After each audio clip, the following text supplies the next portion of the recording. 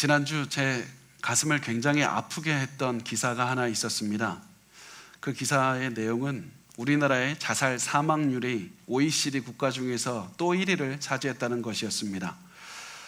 우리나라의 자살 사망률이 가장 높을 뿐만 아니라 OECD 그 어느 국가와 비교해봐도 10대에서 20대를 제외하고는 모든 연령대가 압도적으로 1위를 차지했습니다.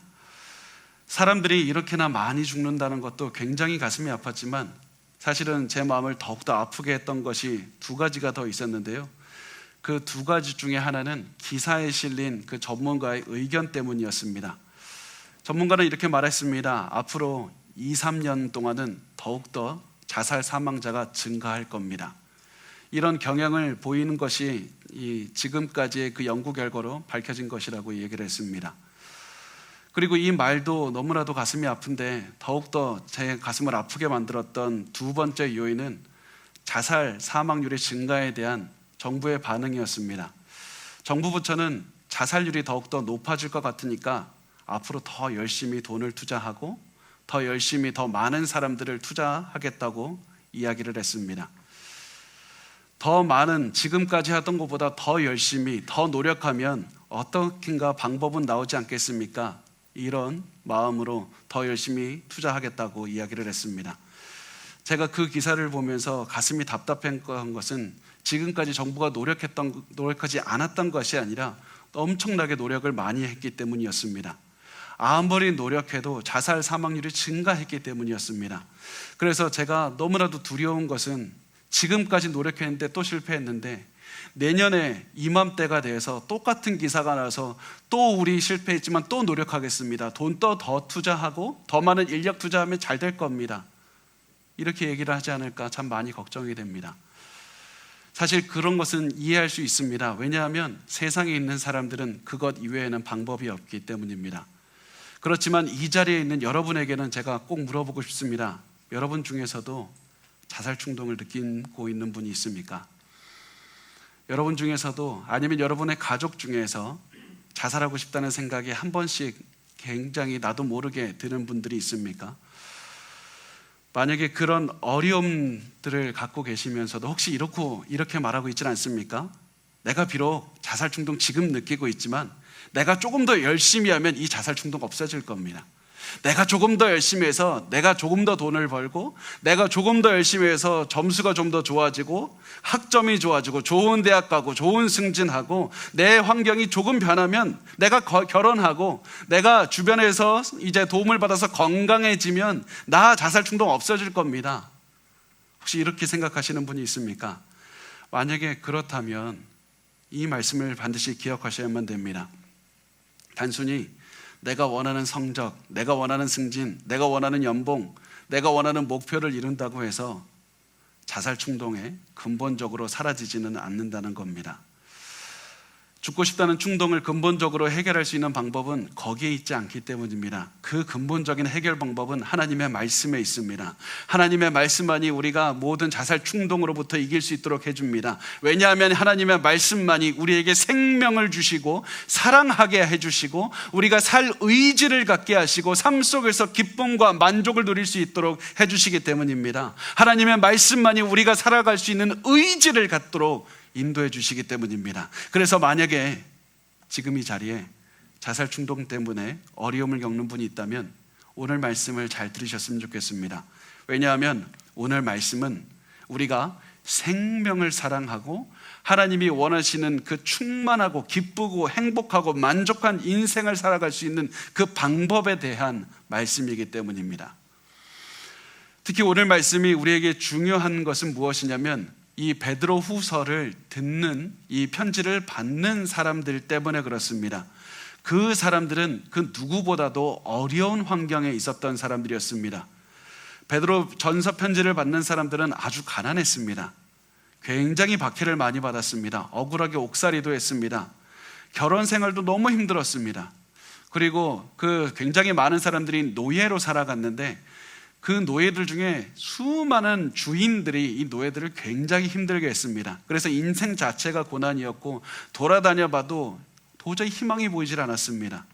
그래서 그 사람들의 삶을 보면 우리와 비교를 한다면 우리가 비교할 수 없을 정도로 엄청나게 힘든 상황에서 삶의 희망을 발견하지 못하고 살았습니다. 그리고 베드로는 이들에게 생명을 사랑하고 좋은 날을 살아갈 수 있는 그 방법에 대해서 알려주겠다고 하면서 말을 하는 겁니다. 그래서 베드로가 가르쳐준 첫 번째 방법은 무엇이냐면 바로 다른 사람에 대한 태도를 바꾸라는 것이었습니다. 다른 사람에 대한 태도를 바꾸는 것이 첫 번째 방법입니다. 베드로전서 3장 8절 말씀을 우리 같이 읽겠습니다. 시작. 마지막으로 말하노니 너희가 다 마음을 같이하여 동정하며 형제를 사랑하며 불쌍히 여기며 겸손하며. 자, 이 베드로는 다른 사람에 대한 태도를 바꿔라. 그런데 어떠한 태도를 바꾸라고 하냐면 총 5가지를 바꿔야 된다고 말을 합니다. 첫 번째 바꿔야 되는 태도는 마음을 같이 해야 된다고 이렇게 표현을 합니다. 마음을 같이 해야 됩니다.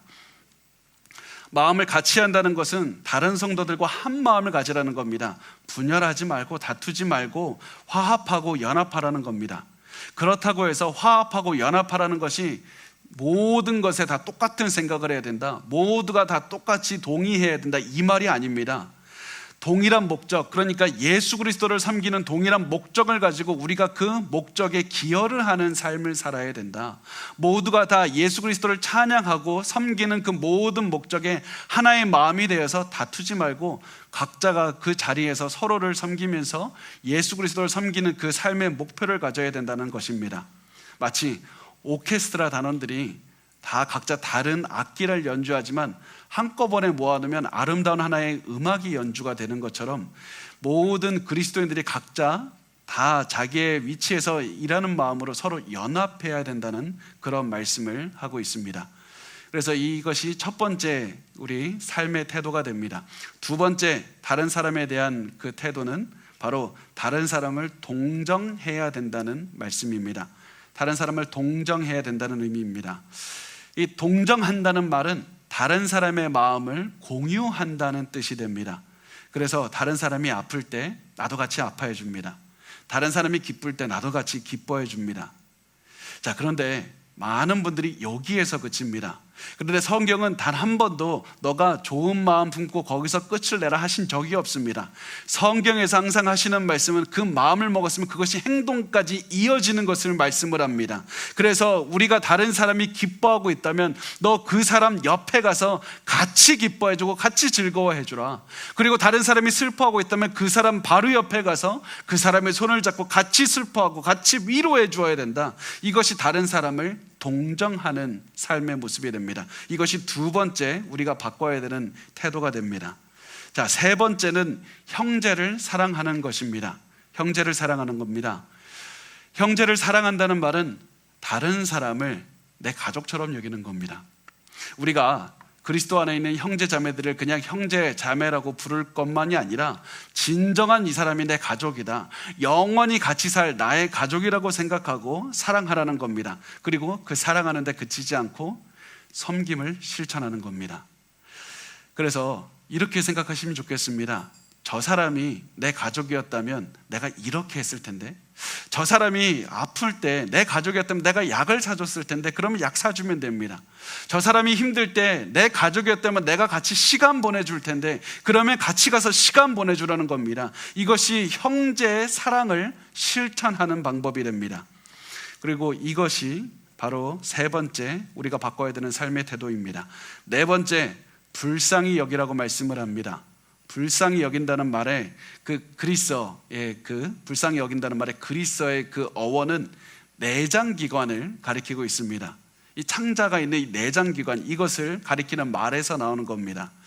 왜냐하면 베드로가 말하는 것은 우리 내장기관만큼 가장 중요하고 중심이 되는 곳에서부터 나오는 그 감정에 대해서 말을 하고 있기 때문입니다. 그래서 불쌍히 여기는 것은 내가 겉으로만 그냥 이렇게 같이 우는 척 해주고 같이 손 한번 잡아주고 오라는 말이 아니라 내 내장기관이 아프듯이 내 속에서부터 끓어오르는 그 슬픔을 가지고 아파하는 사람이 있으면 같이 아파해주는, 아까 우리가 나눴던 것처럼 같이 동정하는 그 마음처럼 같이 있어주고 같이 기뻐해주고 그 사람이 눈물을 닦아주라는 겁니다.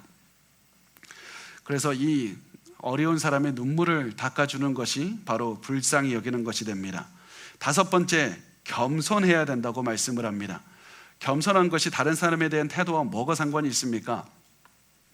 자, 많은 분들이 겸손을 그냥 내가 말로 나 잘 못합니다 이렇게 생각을 하시지만, 겸손은 이렇게 우리가 정의할 수 있습니다. 겸손은 내 중심으로 사는 것이 아니라 하나님 중심으로 사는 겁니다. 내 중심으로 사는 것은 우상숭배이고, 하나님 중심으로 사는 것이 겸손이고, 내 중심으로 사는 것은 교만입니다. 자, 하나님께서 우리에게 겸손하라, 하나님 중심으로 살라고 하셨는데, 그 이유가 무엇이냐면 하나님 중심으로 사는 것이 우리에게 이득이 되기 때문입니다. 겸손하게 사는 것이 우리에게 아프고 힘들고 어려워서 우리에게 너 내 말 듣고 겸손해라 이것이 아니라 우리에게 도움이 되기 때문에 하나님은 우리에게 겸손하게 살라, 하나님 앞에서 하나님 중심으로 살라고 하셨습니다. 왜 그렇습니까? 우리가 가진 그 많은 근본적인 문제가 내가 중심이 될 때 시작이 되기 때문입니다. 내가 중심이 될 때 문제는 시작이 됩니다.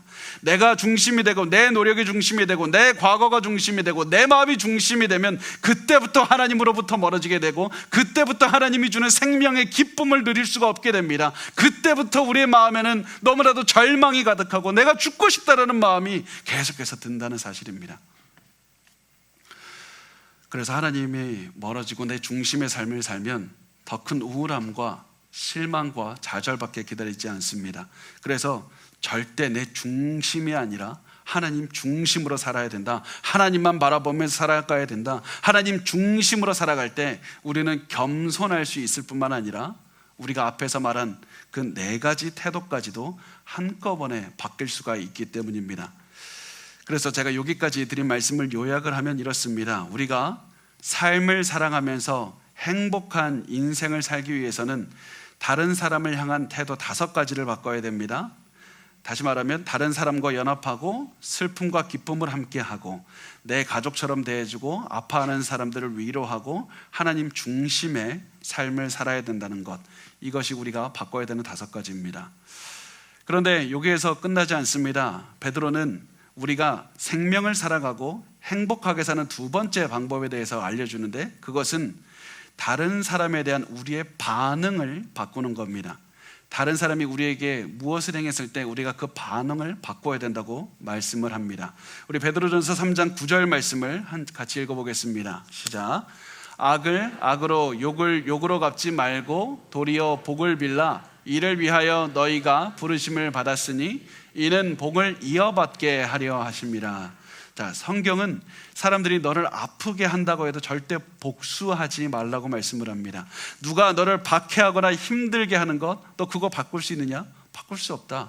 너는 너가 바꿀 수 있는 것을 바꿔야 된다. 다른 사람을 바꿀 수 없고 다른 사람의 마음을 바꿀 수 없다면 너가 바꿀 수 있는 것이 무엇인가? 너는 너가 바꿀 수 있는 너의 반응을 바꾸라는 겁니다. 그 반응을 절대 악으로 채우면 안 되고 악을 악으로 갚으면 안 되고, 다른 사람이 욕을 한다고 해도 절대로 너도 같이 욕을 하거나 악한 말로 너의 입에 채우지 마라. 너의 아내나 너의 남편이나 부모나 자식이 너의 가슴에 비수를 꽂아도 똑같이 비수 꼽는 말 하지 말고 절대로 악한 말을 내뱉어서는 안 된다. 왜냐하면 이런 잘못된 반응은 단순히 우리의 마음을 아프게 할 뿐만 아니라 우리의 생명을 미워하게 만들기 때문이고, 하나님이 주신 이 생명의 기쁨을 누릴 수 있는 모든 힘을 다 뺏어가기 때문입니다. 여러분, 제 얼굴을 보니까 이렇게 말씀하시는 것 같습니다. 그게 가능합니까? 어떻게 그 얘기 듣고 가만히 있는 게 가능합니까? 아니, 같이 욕이라도 해야지 내가 속이 시원하지 어떻게 가만히 참고 있습니까? 그런 생각을 하실 수가 있습니다. 그런데요, 만약에 그렇게 생각하신다면 다시 한번 우리가 생각해 봤으면 좋겠습니다. 우리가 같이 욕을 하고 같이 악한 말을 하면 당장에는 속이 시원한 것 같습니다. 당장에는 내가 마치 무언가 똑같이 대갚아 준 것 같아서 좋은데, 그런데 그 악한 말은 마치 이런 겁니다. 독인데요, 마치 초콜릿이나 꿀로 이렇게 겉을 싼 독과 같은 겁니다. 그래서 그런 독을 먹으면 처음에는 달콤할지 모르지만 속에 들어가면 독이 돼서 우리가 치명적으로 상처를 입는 겁니다. 마찬가지로 우리가 악한 말을 하면 처음엔 좋은 것 같습니다. 기분 좋아 보입니다. 우리가 속이 시원한 것 같습니다. 그렇지만 그것이 내 안에 들어갔을 때 결과적으로 내 속을 썩게 만들 것이고 내 가슴을 아프게 만들어서 생명에 대한 사랑을 잃어버리게 하고 행복하지 못하게 하고 좌절하게 만든다는 겁니다. 그래서 우리는 절대로 당장의 달콤함을 주는 그 독이 든 사탕을 먹는 것이 아니라 당장에 내가 하고 싶은 말이 있다고 해도 참고 우리가 그 악한 말을 우리 입에서 제하는 것이 너무나도 중요합니다.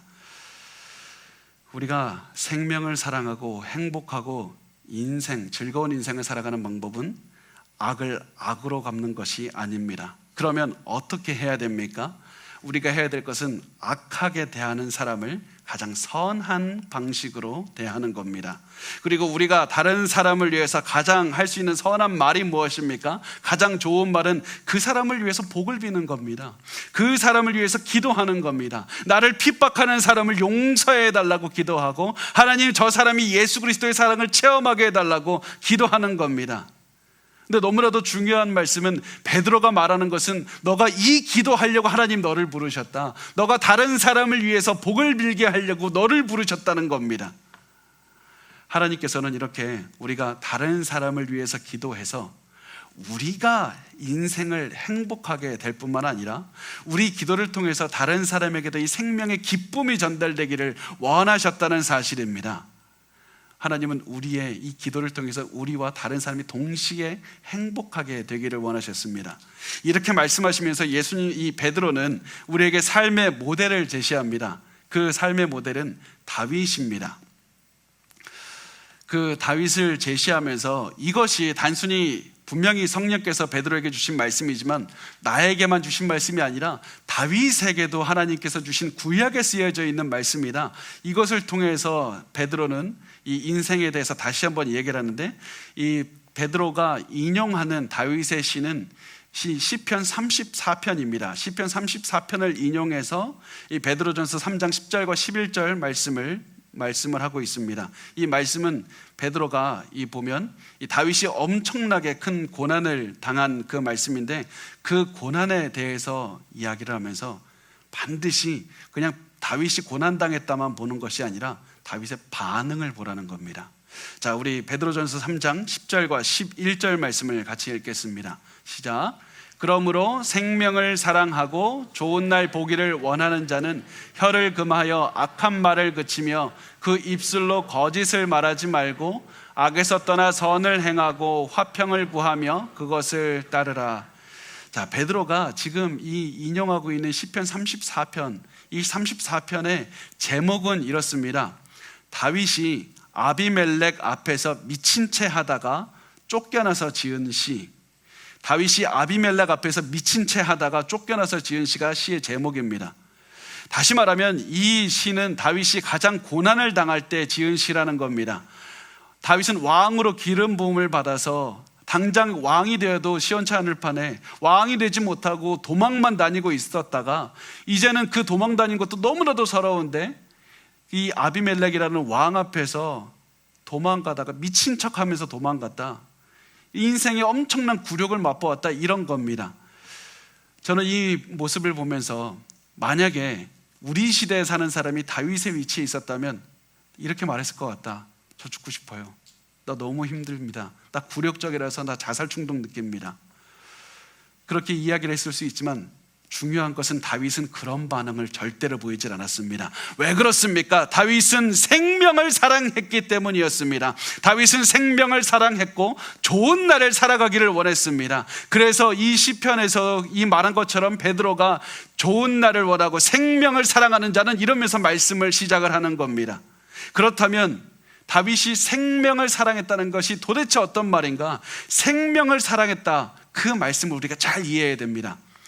다윗이 말한 생명을 이 히브리어로 썼지만 베드로가 이 그리스어로 번역을 해서 썼는데, 그리스어에 생명이라는 단어가 두 가지가 있습니다. 이 비오스라는 단어가 하나고 조에라는 단어가 두 번째입니다. 비오스는 그 바이올로지가 나온 말인데 육체적인 생명을 뜻합니다. 내 목숨이 비웃습니다. 그런데 이것과는 전혀 다르게 영적인 생명, 내적인 충만함, 충만한 기쁨이 가득한 그 삶을 나타내는 말이 조에라고 이렇게 말을 합니다.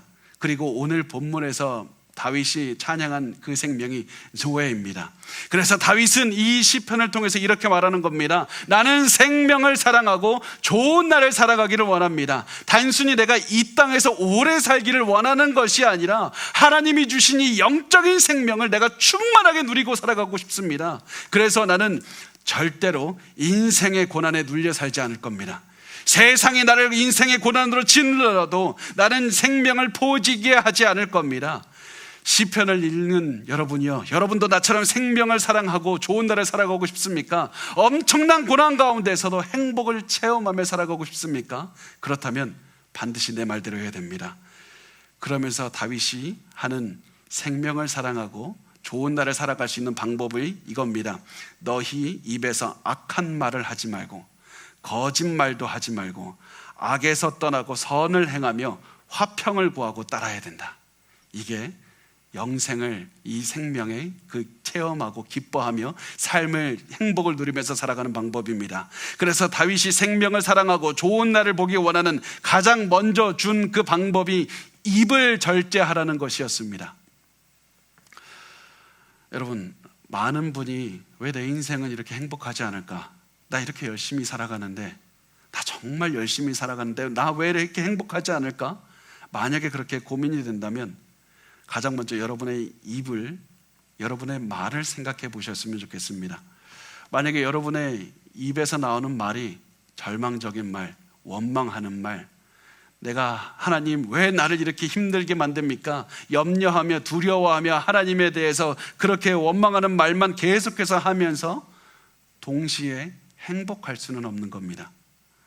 하나님은 우리에게 기쁨을 누리게 하기 위해서 입에서 악한 말도 하지 말고 거짓말도 하지 말고 진리만을 너의 입에 품어야 된다. 너의 입에서 절대로 악이 조금이라도 보이면 안 된다. 너의 입을 항상 지켜야 된다. 너의 입을 지켜라. 너의 입을 지키라고 말씀을 합니다. 그리고 입을 지킬 뿐만 아니라 우리의 가슴 속에 있는 악한 생각을 떨쳐버려야 된다는 겁니다. 우리의 마음속에 악한 생각이 들어온다면 떨쳐버리시길 바랍니다. 그런데 많은 분이 이렇게 얘기를 합니다. 내가 그 악한 생각을 떨쳐버리고 싶어도 갑자기 내 마음에 생깁니다. 갑자기 내가 자살 충동이 생기고 갑자기 내 마음에 악한 마음이 생깁니다. 이건 내가 나도 모르게 생긴데 이거 어떻게 하란 말입니까? 맞습니다. 인간이라면 누구나 다 내가 원하지 않는데도 악한 생각이 들 때가 있습니다.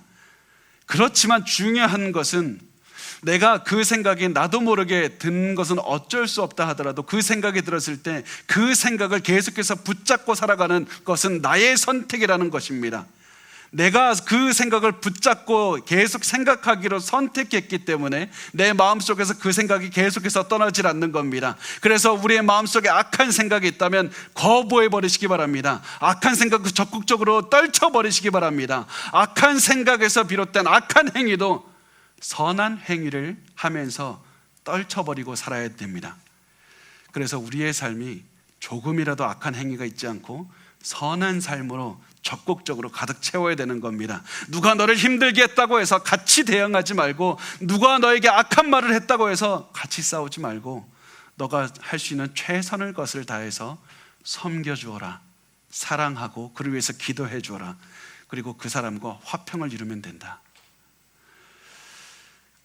사실 이런 말은 하기는 쉬워도 실천하기는 어려운 거 저도 압니다. 아무리 결심해도 악한 말이 나갈 수 있습니다. 또 내가 선한 일을 아는데 하고 싶지 않을 때도 있지 않습니까? 그렇지만 이렇게 마음이 어려울 때, 도저히 할 수가 없을 때 우리가 무슨 생각을 하면서 다시 한번 앞으로 걸어나가야 되냐면 바로 하늘의 상급이 있다는 겁니다. 하나님께서 우리에게 상급을 주신다는 사실을 기억하라고 하십니다. 하나님께서 우리가 생명을 사랑해서 하나님이 주시는 이 기뻐하는 삶을 살면 하나님께서 우리에게 상을 주신다는 겁니다. 그 말씀이 베드로전서 3장 12절에 나오는데요, 우리 같이 읽어보겠습니다. 시작.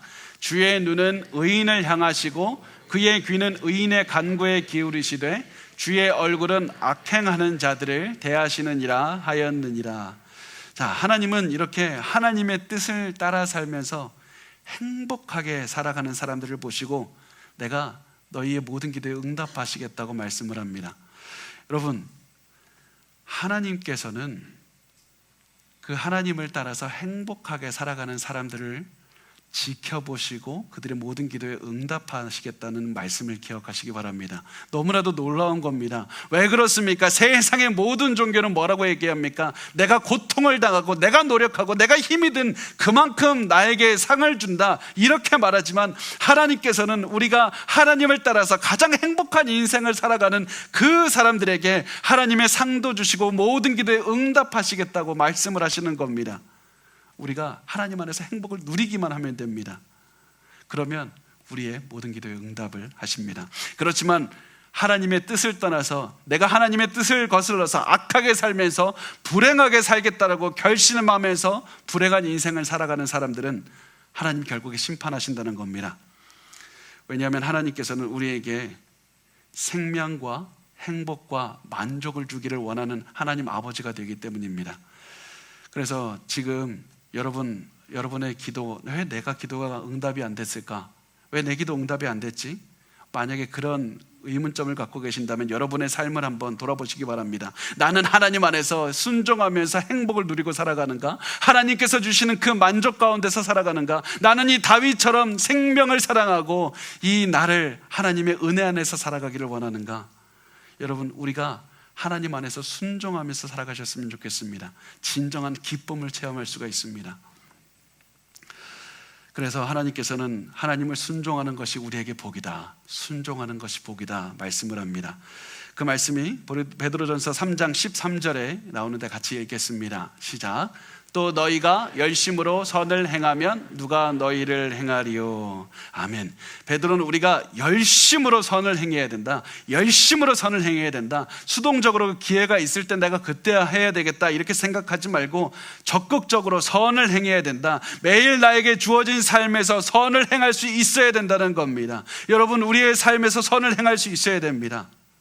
그렇다면 무엇이 선을 행하는 겁니까? 도대체 어떻게 사는 게 선을 행하는 겁니까? 그것은 지금까지 우리가 나눈 그 모든 것이 선을 행하는 겁니다. 연합하고 동정하고 형제 사랑하고 불쌍히 여기고 겸손하고 악을 악으로 갚지 말고 악한 말 하지 말고 나를 핍박하는 일을 위해서 기도해주고 악을 열심히 떠나서 선을 행하며 화평을 구하면서 사는 것, 이것이 선을 행하는 삶의 모습이 됩니다. 이렇게 살아야 된다. 여러분, 이렇게 살아야 됩니다. 왜 그렇습니까? 많은 사람들이 내 마음을 변화시키면 내가 행복하게 살아갈 수 있을 텐데 그러면서 마음을 변화시키려고 노력하면서 살아갑니다.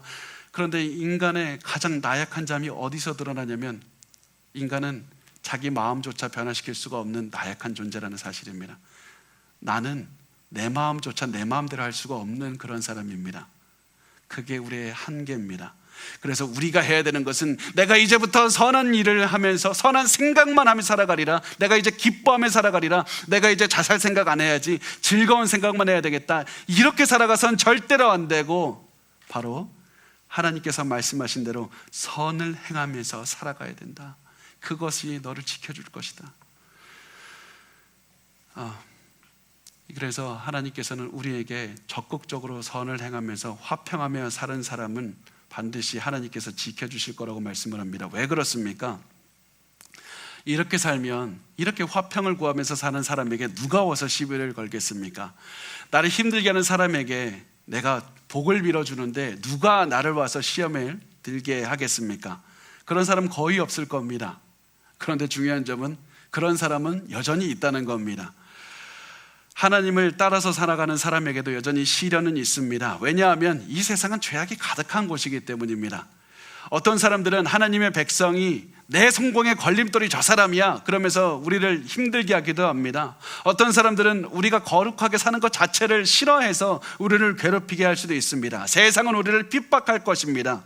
그래서 베드로는 우리가 하나님이 분명히 지켜보시고 기도에 응답하시지만 그럼에도 불구하고 우리가 이 땅에서는 여전히 고난을 받을 수 있다, 이렇게 말씀을 합니다. 우리 14절 말씀 우리 같이 읽겠습니다. 시작.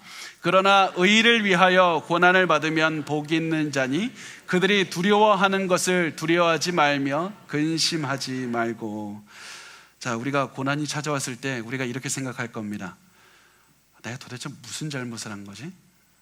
나 지금까지 열심히 산 죄밖에 없는데 내가 도대체 무슨 잘못했습니까, 하나님? 내가 하나님 뜻대로 살아가지 않았습니까? 왜 하나님 나에게 이런 고난을 허락하셨습니까? 만약에 이런 생각이 든다면 네 가지 반응을 반드시 기억하시고 실행하시길 바랍니다. 첫 번째 반응이 무엇이냐면 고난 때문에 슬퍼하지 않고 기뻐하는 것입니다. 고난 때문에 슬퍼하지 않고 기뻐해야만 됩니다. 그 이유가 무엇입니까? 말씀해 보면 바로 고난을 받으면 복이 있다고 말씀을 합니다. 고난을 통해서 하나님 반드시 우리에게 복을 주십니다. 그래서 어떻게 복을 받습니까? 누가 우리를 힘들게 하면 하나님 말씀대로 악을 악으로 갚지 말고 또 다시 선으로 갚으면 됩니다. 하나님께서는 그것을 보시고 또 우리를 지켜주시고 우리의 모든 기도에 응답하실 것이기 때문입니다. 그래서 우리는 고난을 통해서 더 많은 복을 받게 됩니다. 자, 두 번째, 우리는 고난이 올 때 두려워하거나 근심해서는 안 됩니다.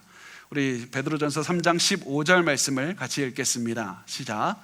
너희 마음에 그리스도를 주로 삼아 거룩하게 하고 너희 속에 있는 소망에 관한 이유를 묻는 자에게는 대답할 것을 항상 준비하되 온유와 두려움으로 하고. 자, 고난이 올 때 두려워하거나 근심하지 말고 그리스도를 주로 삼아야 된다고 말씀합니다. 주라는 표현이 성경에서 나올 때마다 하나님, 이 사실을 기억하시기 바랍니다. 야훼라는 표현을 주라고 똑같은 말로 우리가 이해하시면 좋겠습니다. 그래서 베드로는 고난이 올 때 예수님께서 우리의 삶을 통치하시는 하나님이 되신다, 이 사실을 기억해야 된다. 우리를 사랑해서 우리를 위해서 자기 목숨까지 버려서 희생하신 그 예수께서 우리의 주님이 되시고 우리의 하나님이 되시고 우리의 통치가 되시고 우리의 왕이 되신다는 그 사실을 기억하라.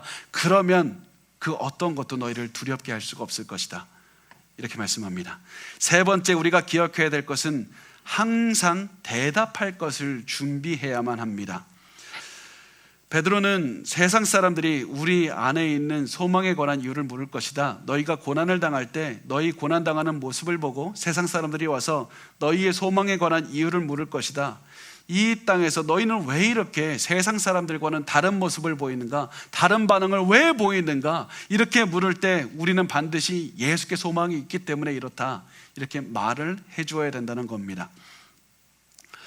그런데 많은 성도분들과 대화를 해보면 사실은 이렇게 고난을 우리는 많이 겪는데, 많은 성도들에게는 세상 사람들이 찾아와서 너는 왜 이렇게 세상 사람들과 다른 모습을 보이냐는 그런 질문을 듣질 않습니다.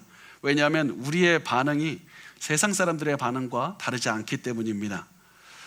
여러분, 우리가 고난을 아무리 겪어도 세상 사람들이 우리의 소망에 관해 질문하지 않다면 우리가 지금 고난을 어떻게 보내고 있는지, 나는 지금 어떠한 모습으로 보내고 있는지를 반드시 돌아보시길 바랍니다.